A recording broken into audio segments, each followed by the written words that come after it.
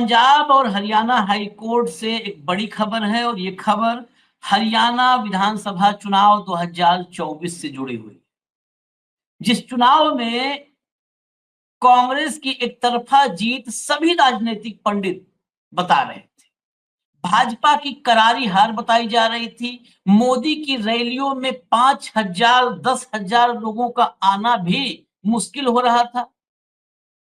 2 term के मुख्यमंत्री को मंच से दूर रख भाजपा हरियाणा का चुनाव जीत तो गई, लेकिन अब देखिए किस तरह से भाजपा की सांसें अटकी हुई हैं। भाजपा जब हरियाणा का चुनाव जीती थी, उसके बाद से हरियाणा के वासियों ने सीधे तौर पर इस चुनाव के नतीजों को हजम करने से इनकार कर दिया था। किस तरह से यहां पर सांसें अटकी हुई हैं, किस तरह से वहां पर वोटों की दोबारा से रिकाउंटिंग करने की बात कही जा रही है। हमारे साथ वरिष्ठ पत्रकार मौजूद है, आशीष चित्रांशी। आप उनकी इस रिपोर्ट को देखें। नमस्कार, मैं हूं आशीष चित्रांशी और आप देख रहे हैं द न्यूज लॉन्च। पंजाब और हरियाणा हाई कोर्ट से एक बड़ी खबर है और ये खबर हरियाणा विधानसभा चुनाव 2024 से जुड़ी हुई, जिस चुनाव में कांग्रेस की एक तरफा जीत सभी राजनीतिक पंडित बता रहे थे।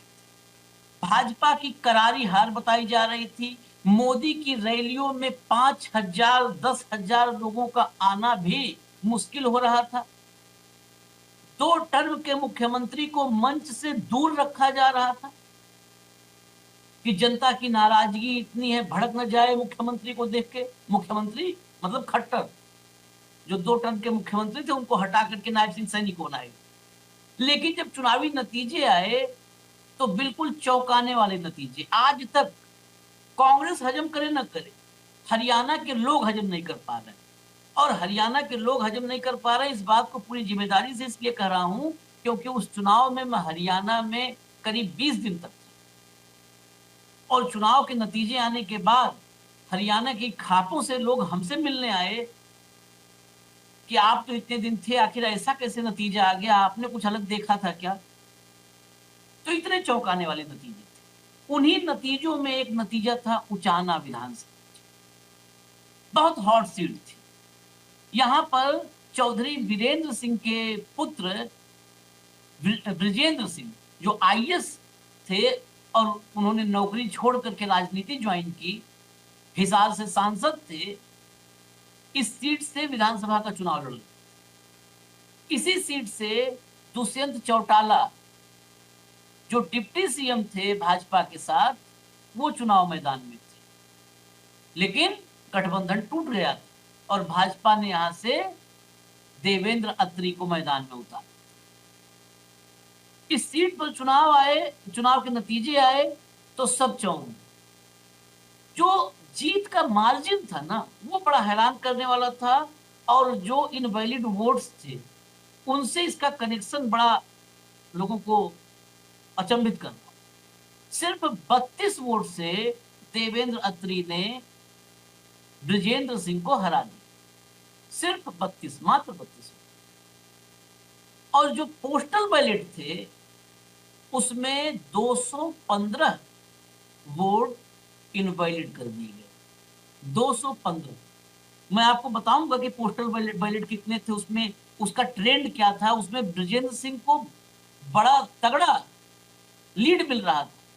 उसमें करीब करीब जो पोस्टल बैलेट थे वो उसमें एक तरफा वोट ब्रजेंद्र सिंह को जा रहे थे।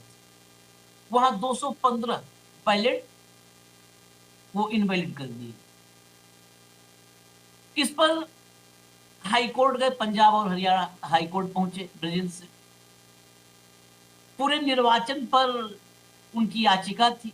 बाद में उनको एक अनुमति मिली कि याचिका में संशोधन कर पाए, तो उन्होंने बड़ी समझदारी याचिकाओं पर सुनवाई। अभी तक देखिए साल भर हो गया, अभी सुनवाई, अभी तारीखें लग रही हैं, अभी बुलाया जा रहा है। तो जल्दी सुनवाई पूरी हो जाए इसलिए ब्रजेंद्र सिंह ने अपनी याचिका में संशोधन किया और कहा पूरा मत जांचो, जज साहब सिर्फ 215 वोट का जांच करवा दो जो इनवैलिड किया गया। वो पोस्टल बैलेट सामने आएंगे, सामने रखा जाएगा, पता चल जाएगा, सब पता चल जाएगा, दूध का दूध पानी का पानी हो जाए। देवेंद्र खत्री जो विजेता वहां के 32 वोट के थे, उनको कोर्ट ने कई बार, क्योंकि दूसरे पक्ष को बुलाया, वो बार बार बहाना बनाते रहे, कोर्ट में नहीं आते रहे। बाद में हाई कोर्ट सख्त हो गया, बिल्कुल कड़ी फटकार लगाई, अल्टीमेटम दिया उनको कि ये तारीख आखिरी, इस पे आना ही पड़ेगा, आए। फिर देवेंद्र अत्री ने, भाजपा के प्रत्याशी ने, यानी भाजपा ने एक याचिका लगा दी। किस चीज के लिए? ब्रजेंद्र सिंह की याचिका खारिज की जाए, इसके लिए याचिका लगाई। जो मैंने लिखा था में, आप देखिए कि बीजेपी गिनती से भाग रही थी, सिर्फ 215 वोटों की गिनती होनी थी, और सिर्फ 215 वोटों की गिनती होगी आगे क्या, और उससे बीजेपी भाग रही थी, भागने की तैयारी में थी, लेकिन भाग नहीं पाई। ये अपील लेकर के गए देवेंद्र अत्री की ब्रजेंद्र सिंह की याचिका खारिज कर दी जाए, जिसमें वो कह रहे हैं कि खाली 215 इनवैलिड वोट चेक करवा दो। भाई, इतने के लिए कौन सा, क्यों भाग रहे हो? लेकिन पंजाब और हरियाणा हाई कोर्ट ने जबरदस्त झटका दिया है। जो खबर है, जो अत्री जी, देवेंद्र अत्री की जो याचिका थी, उस याचिका को खारिज कर दिया। खत्म, कोई सुनवाई नहीं, नहीं खारिज होगी। और मुश्किल से 60 घंटे का वक्त है, क्योंकि 20 तारीख खत्म हो गई, 21 और 22 तारीख 2 दिन बचता है। 23 तारीख को इस मामले पर ब्रजेंद्र सिंह को कोर्ट में बुलाया गया, 215 वोटों की दोबारा चेक करने को लेकर के बुलाया गया। अगर आदेश हो गया 215, तो जो बीजेपी के माथे पर पसीना दिख रहा है, भागने की कोशिश, वो इशारा करता है कि इसमें ज्ञानेश भी फंसेंगे, आयोग भी फंसेगा और भाजपा भी फंसेगी, तीनों फंसेंगे। हालांकि ये मैं नहीं कहूंगा कि इज्जत गंवा देंगे, क्योंकि इज्जत गंवाने के लिए इज्जत होनी चाहिए। जब पूरे देश में लोग कह रहे हैं वोट चोर गद्दी छोड़, तो उसके बाद तो बिल्कुल, अगर कोई इज्जतदार होता तो आता, पॉइंट वाइज जवाब देता, एक एक पॉइंट पे जवाब देता। लेकिन इतने के बावजूद अगर भाजपाई अदालत में जा रहे हैं कि जज साहब 215 वोट भी नहीं हम गिनवा पाएंगे, मत गिनिए, हमको जीते रहने दीजिए, तो ये सब बताता है कि चुनाव में कैसे जीते। संजय राउत ने शायद इसीलिए कहा है महाराष्ट्र को लेकर के कि महाराष्ट्र में महायुति के जितने विधायक जीते हैं, उनमें 90% वोट चोरी से जीते हैं, 90% वोट चोरी से जीते हैं। मैं आपको खबर दिखाता हूँ, पूरे सीक्वेंस में खबर दिखाता हूँ। जरा खबर लाइए भैया, दिखाना शुरू कीजिए फटाफट। हाई कोर्ट में पेश होंगे कांग्रेस नेता ब्रजेंद्र सिंह, वोटों की दोबारा गिनती से जुड़ा है मामला, सिर्फ 32 मतों से हारे थे चुनाव। अब जरा भीतर की खबर दिखाइए, भीतर की खबर सबसे महत्वपूर्ण है, भीतर की खबर लाइए। हाँ, ये देखिए, पंजाब और हरियाणा हाई कोर्ट ने उचाना विधानसभा सीट से चुनाव हारने वाले कांग्रेस नेता ब्रजेंद्र सिंह को 23 सितंबर को पेश होने का आदेश दिया है। ब्रजेंद्र सिंह 215 अमान्य डाक मतों की दोबारा गिनती की मांग कर रहे हैं, जिसके चलते भाजपा विधायक देवेंद्र अत्री की याचिका खारिज कर दी गई है। अब अदालत केवल डाक मतों की वैधता पर बहस करेगी, सिर्फ अदालत में सिर्फ डाक मतों की वैधता पर बहस होगी। इसमें महत्वपूर्ण बात यह है कि ये तो मैंने बताया, आईएएस की नौकरी छोड़ के आए। हाई कोर्ट में ब्रजेंद्र सिंह ने रिटर्निंग ऑफिसर द्वारा जो इनवैलिड किए गए 215 मत, सिर्फ उसको दोबारा गिनती करवाने के लिए और जांच करवाने के लिए याचिका दाखिल की है।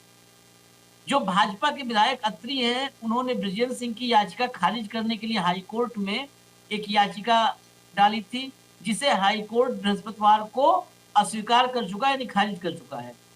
यही सीट है जहां से जजपा से डिप्टी सीएम, पूर्व डिप्टी सीएम दुष्यंत चौटाला चुनाव लड़े थे और 5वें नंबर पे रहे थे। अब देखिए अगला वाला पार्ट लाइए जरा इसके। हाँ, ये देखिए नीचे जो देखिए, अक्टूबर 2024 ये महत्वपूर्ण हिस्सा है।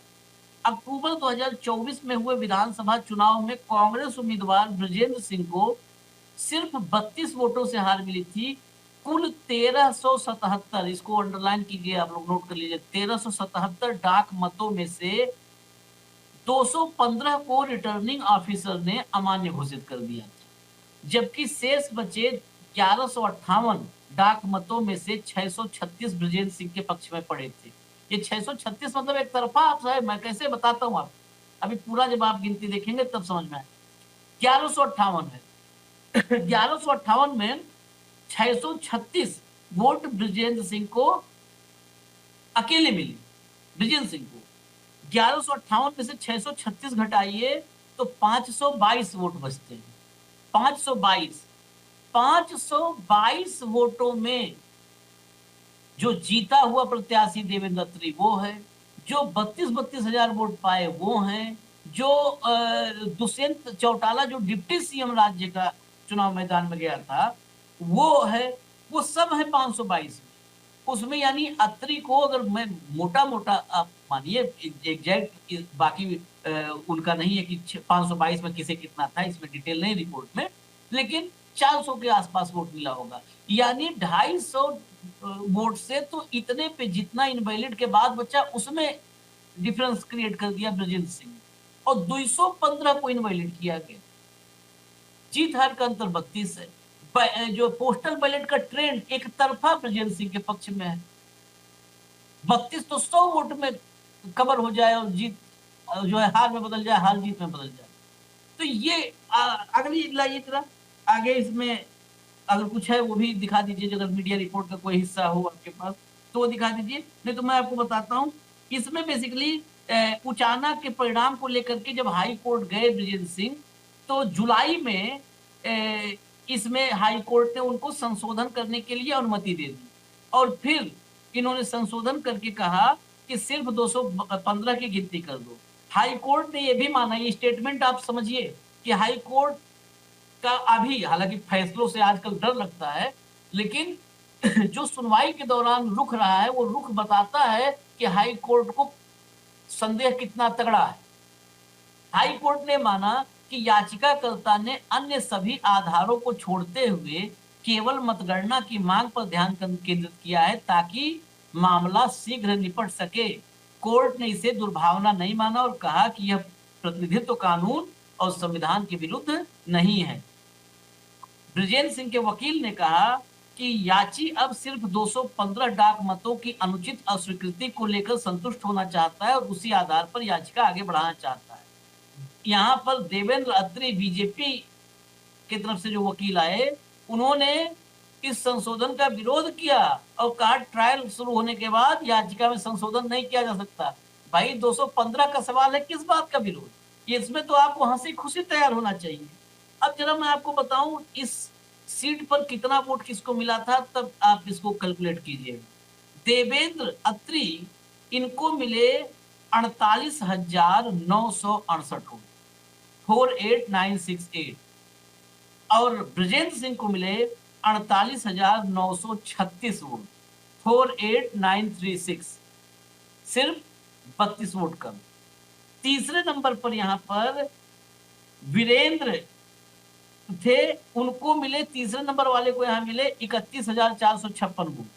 चौथे नंबर पर विकास थे, 13,458 वोट मिले, और पांचवें नंबर पर पूर्व डिप्टी सीएम दुष्यंत चौटाला थे, 7,950 वोट, जो हार गए।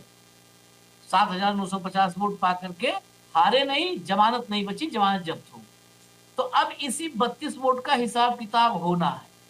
23 तारीख को अदालत में ब्रजेंद्र सिंह के सामने जज साहब क्या फैसला सुनाते हैं, क्योंकि देवेंद्र अत्री की याचिका खारिज हो चुकी है।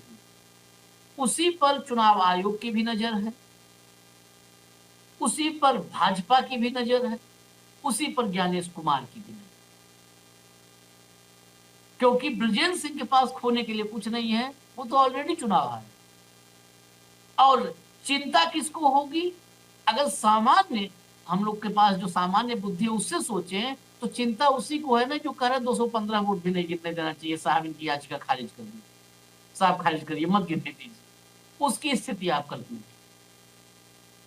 तो जब ऐसे एक एक सीट पर, हालांकि ऐसे जब ऐसी स्थिति है और एक सीट पर भी अगर मुझे लगता है बेईमानी निकल आवे तो पूरे प्रदेश का चुनाव रद्द होना चाहिए, पूरे प्रदेश के चुनाव।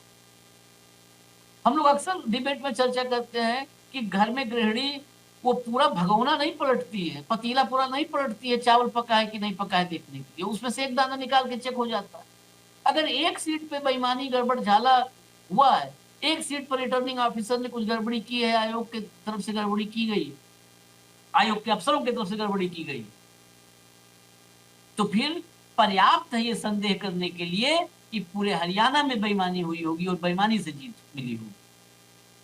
खैर, हमें अभी इजाजत दीजिए, लेकिन नजर रखिए 23 तारीख को सुनवाई का जो भी अपडेट होगा वो हम आप तक लेकर के आएंगे। तत्काल जैसे ही वहां सुनवाई पूरी होगी तत्काल लेकर के आएंगे। फिलहाल इजाजत दीजिए, न्यूज लॉन्चर देखते रहिए। नमस्कार दोस्तों, आप लोगों ने इस वीडियो को शुरू से आखिर तक देखा। वीडियो के अंदर साफ तौर पर बात की गई है कि किस तरह से दोबारा से वोट काउंटिंग करने की बात कही जा रही है, दोबारा से रिकाउंटिंग करने की बात कही जा रही है। अब जरा सोचिए, हरियाणा के चुनाव को लेकर जिस तरह से राजनीतिक पंडितों ने हर तरीके का दांव पेच देखकर अपना निर्णय जनता के सामने रख दिया था, जनता के सामने अपने निर्णय को रख दिया था कि दूर दूर तक हरियाणा के अंदर भाजपा किसी भी तरह से अपनी सरकार नहीं बना सकती, किसी भी तरह से सरकार नहीं जीतेगी, भाजपा सरकार नहीं बना पाएगी।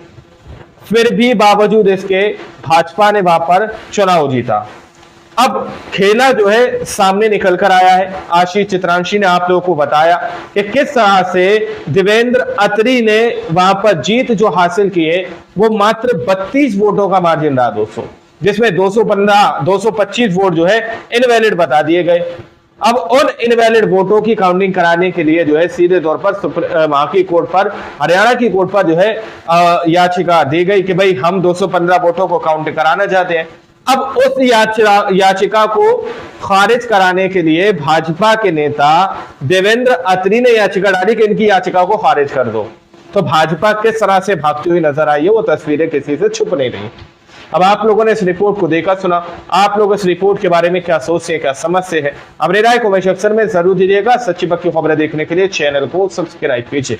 इतना अगली वीडियो में, जब तक के लिए जय हिंद, जय भारत।